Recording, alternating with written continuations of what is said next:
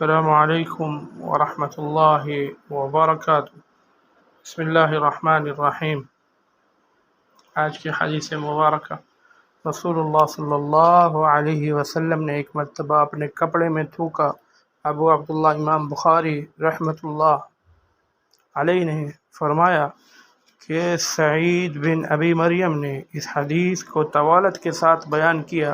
انہوں نے کہا، ہم کو خبر دی یحییٰ بن ایوب نے، کہا مجھ سے حمید نے بیان کیا، کہا میں نے انس سے سنا، وہ نبی کریم صلی اللہ علیہ وسلم سے روایت کرتے ہیں۔ صحیح بخاری حدیث نمبر 241۔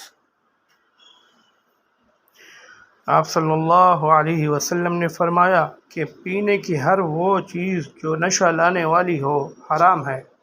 صحیح بخاری حدیث نمبر 242۔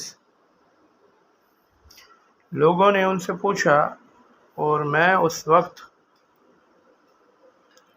سہل کے اتنے قریب تھا کہ میرے اور ان کے درمیان کوئی دوسرا حائل نہ تھا کہ رسول اللہ صلی اللہ علیہ وسلم کے زخم کا علاج کس دوا سے کیا گیا تھا۔ انہوں نے کہا کہ اس بات کا جاننے والا اب مجھ سے زیادہ کوئی نہیں رہا۔ علی رضی اللہ عنہ اپنی ڈھال میں پانی لاتے اور فاطمہ رضی اللہ عنہا آپ صلی اللہ علیہ وسلم کے منہ سے خون دھوتی، پھر ایک بوریا کا ٹکڑا جلایا گیا اور آپ صلی اللہ علیہ وسلم کے زخم میں بھر دیا گیا۔ صحیح بخاری حدیث نمبر 243۔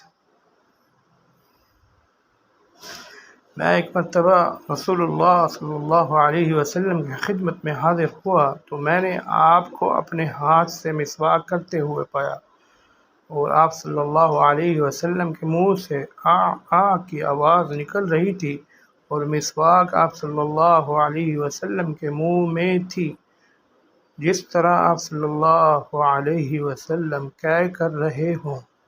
صحیح بخاری حدیث نمبر 244۔ رسول اللہ صلی اللہ علیہ وسلم جب رات کو اٹھتے تو اپنے منہ کو مسواک سے صاف کرتے۔ صحیح بخاری حدیث نمبر 245۔